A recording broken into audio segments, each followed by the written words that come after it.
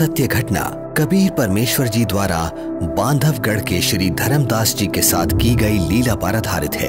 श्री धर्मदास जी का जन्म 1395 विक्रमी संवत 1452 को कार्तिक पूर्णिमा के दिन छत्तीसगढ़ के बांधवगढ़ नगर में हुआ। हिंदू धर्म के एक वैश्य कुल में जन्मे धनी धर्मदास जी के बारे में बताया जाता है कि वो इतने धनी थे कि जब कभी बांधवगढ़ पर प्राकृतिक आपदा जैसे अकाल गिरना, बाढ़ आदि आती थी तो वहां के नवाब धर्मदास जी के पूर्वजों से वित्तीय सहायता प्राप्त करते थे। आदरणीय धर्मदास जी इतने धनवान होने के बावजूद भी उनकी बचपन से ही भगवान में अपार श्रद्धा थी, जिसके लिए वो हिंदू धर्म में प्रचलित सभी पूजा भी करते थे और श्री रूपदास जी नाम के एक वैष्णव संत से दीक्षा भी ले रखी थी। अपने गुरुदेव के बताए अनुसार वो नित्य गीता जी का पाठ करते, शालिग्राम की पूजा करते, एकादशी का व्रत करते और श्राद्ध इत्यादि भी करते थे।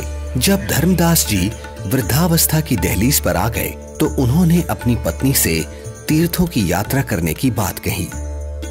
आमिनी।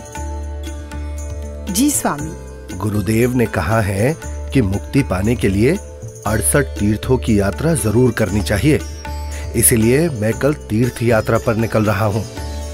मेरे जाने की तैयारी कर देना, यात्रा के लिए जरूरी सामान बांध देना। ठीक है स्वामी। आमिनी, तुम अपना ख्याल रखना।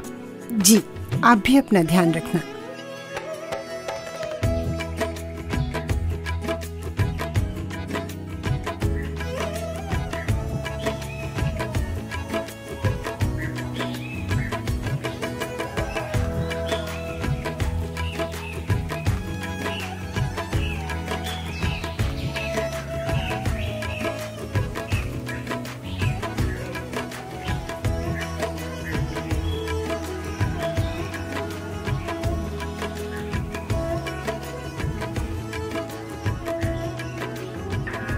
मथुरा में तीर्थों की यात्रा करते हुए एक सुबह धर्मदास जी गोवर्धन पर्वत के पास स्थित एक सरोवर के किनारे पहुंचे।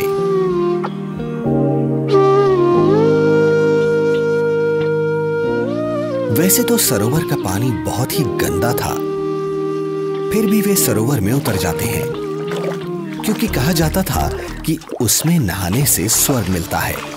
इसलिए धर्मदास जी ने उसमें स्नान किया और फिर अपने ठाकुर जी की पूजा करने लगे।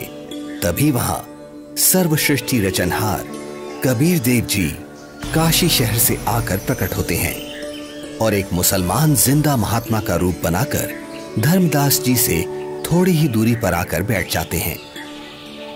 अब धर्मदास जी पवित्र गीता जी को खोलकर उसका ऊंचे स्वर में पाठ करने लगते हैं।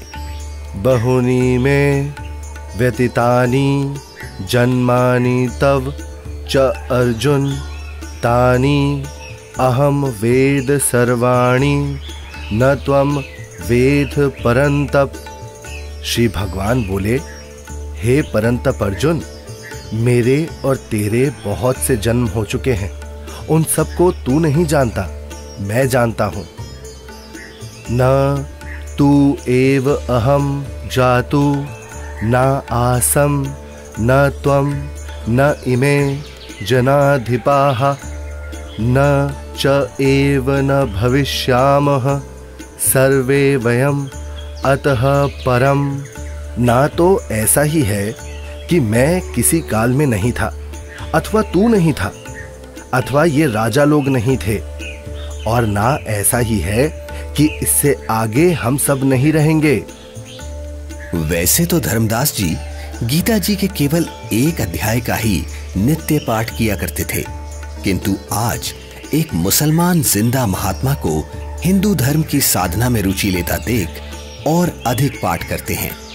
कुछ देर बाद जब धर्मदास जी गीता जी को बंद कर माथे पर लगाकर रखने लगते हैं, तब हे महात्मा जी, आपका ज्ञान तो बहुत ही अच्छा है। आप कौन हैं? पहले तो आपको यहाँ कभी नहीं देखा। हे भक्त, मेरा नाम धर्मदास है। मैं बांधवगढ़ का रहने वाला हूँ। मेरा जन्म वैश्य कुल में हुआ है और हम इतने शुद्ध हैं कि किसी शूद्र को अपने निकट तक नहीं आने देते। कोई जीव हिंसा नहीं करते। जीव हिंसा करना पाप है, पापी पार नहीं होता। हे महात्मा जी, फिर तो मैं बहुत ही सौभाग्यशाली हूँ जो मुझे आप जैसे महापुरुष मिले। अब धर्मदास जी कबीर परमेश्वर जी को अपनी पूजा साधना से जुड़ी हुई काफी सारी बातें बताते हैं। कबीर परमेश्वर यानी जिंदा महात्मा धर्मदास जी से पूछते हैं, हे संत जी, मैं परमात्मा के लिए भटक रहा हूँ। आपका ज्ञान सुनकर मैं गदगद हो गया। मैं आपसे नाम दीक्षा लेना चाहता हूँ। ये सुनकर धर्मदास जी मन ही मन काफी प्रसन्न होते हैं और कहते हैं, मेरे गुरु श्री रूपदास जी हैं, वही तुम्हें नाम दीक्षा दे सकते हैं। हाँ, मैं तुम्हें दीक्षा तो नहीं दे सकता, लेकिन अपने गुरुदेव के उपदेश सुना जरूर सकता हूँ। आपको ये जरूर सुनने चाहिए।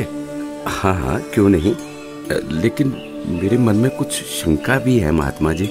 शंका? जी। कैसी शंका जिंदा? पूछिए पूछिए। हे महात्मा जी, मैं जानना चाहता हूँ कि मुझे कौन सी साधना करनी चाहिए जिससे मैं खुदा को पा सकूं। अगर तुम्हें वास्तव में सच्चे अजर अमर परमात्मा की प्राप्ति करनी है तो सुनो, सबसे बड़ा महापाप होता है जीव हिंसा करना। मांसाहारी और जीव हिंसा करने वाला व्यक्ति कभी भी मोक्ष प्राप्त नहीं कर सकता। ठीक है स्वामी, मैं जीव हिंसा नहीं करूंगा। मेरे गुरुदेव श्री रूपदास श्री राम जी और श्री कृष्ण जी का नाम देते हैं, इसीलिए तुम्हें भी हरे राम हरे कृष्ण का जाप करना होगा। 68 तीर्थ करने होंगे और इसके अलावा एकादशी का व्रत, शालीग्राम पूजा यानी मूर्ति पूजा, श्राद्ध करना आदि कर्मकांड करना भी अनिवार्य है। ऐसे मुक्ति मिलती है। धर्मदास जी एक ज्ञानी की तरह कबीर प्रभु को बातें बता रहे हैं और दूसरी तरफ कबीर परमात्मा एक अनभिज्ञ श्रद्धालु की तरह अपने हाथों को जोड़े हुए धर्मदास जी की सब बातें सुनते हैं और बड़े ही विनम्र भाव से बोलते हैं, हे स्वामी, मैं कुछ और शंका समाधान चाहता हूँ, अगर आपकी आज्ञा हो तो।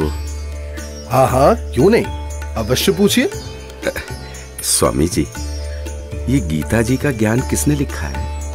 गीता ज्ञान तो स्वयं श्री कृष्ण जी यानी श्री विष्णु भगवान जी ने बोला है। अच्छा। हाँ स्वामी, आपके कहने से मैं अवश्य रामकृष्ण का जाप करूंगा, लेकिन क्या ये जाप गीता में कहीं लिखा है? नहीं, गीता जी में तो नहीं लिखा। पितृपूजा यानी श्राद्ध आदि कर्मकांड करने, तीर्थों पर भ्रमण करने और व्रत करने के लिए क्या गीता में कहा है? आखिर तुम कहना क्या चाहते हो? कुछ नहीं स्वामी, मैं तो बस ये समझना चाह रहा हूँ, जब गीता जी में व्रत के लिए मना किया गया है तो फिर आप एकादशी के दिन भूखे क्यों मरते हो? तुम भटक गए हो, तुम्हें इन सब साधनाओं का कोई ज्ञान नहीं है, इसलिए ऐसा बोल रहे हो। नाराज ना हो स्वामी जी, आप मेरी शंका का समाधान नहीं करेंगे तो कैसे बात बनेगी? आप ही बताएं, ये सरोवर जिसमें आपने स्नान किया है, जिसको आप मोक्ष पाने का साधन मानते हैं, लेकिन इस जल के अंदर करोड़ों जीव रहते हैं जिन्हें आपने अभी स्नान करते समय अपने हाथों पैरों से रगड़ रगड़ कर मार डाला है, और स्नान के बाद जो जल आप भगवान की मूर्ति को स्नान कराने के लिए लाए, उसमें भी मूर्ति के स्नान कराने से अनेकों जीव मर गए, और आप कहते हैं कि आप जीव हिंसा नहीं करते। एक और बात स्वामी जी, यदि इस सरोवर में नहाने से आपकी मुक्ति संभव है तो फिर इस जल में रहने वाले जीव जंतुओं को तो निश्चित ही मोक्ष प्राप्त हो जाना चाहिए। हे धर्मदास, ये साधना व्यर्थ है, क्योंकि ये गीता शास्त्र के विरुद्ध है। समझ गया, अंततः तुमने अपने धर्म का परिचय दे ही दिया। तुम एक मुसलमान हो, इसीलिए ऐसी बातें कर रहे हो, क्योंकि एक मुसलमान ही हिंदू धर्म पर सवाल उठा सकता है।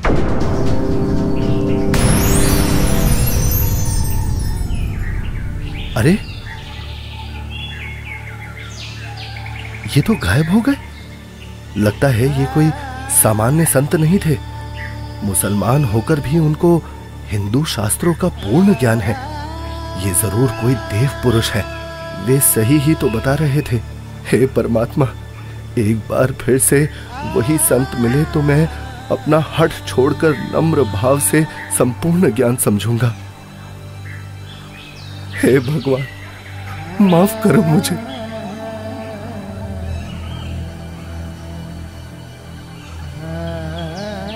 वास्तव में गीता जी में कहीं भी हरे राम हरे कृष्ण मंत्र नहीं लिखा है, अपितु पितर पूजा, भूत पूजा, देवताओं की पूजा गीता अध्याय 9 श्लोक 25 में व्यर्थ कहा है।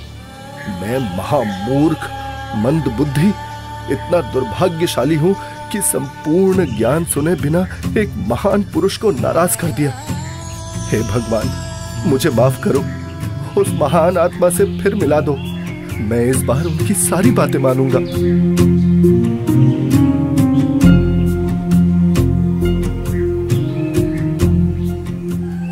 आज धर्मदास जी का मन किसी भी कर्म कांड में नहीं लग रहा था।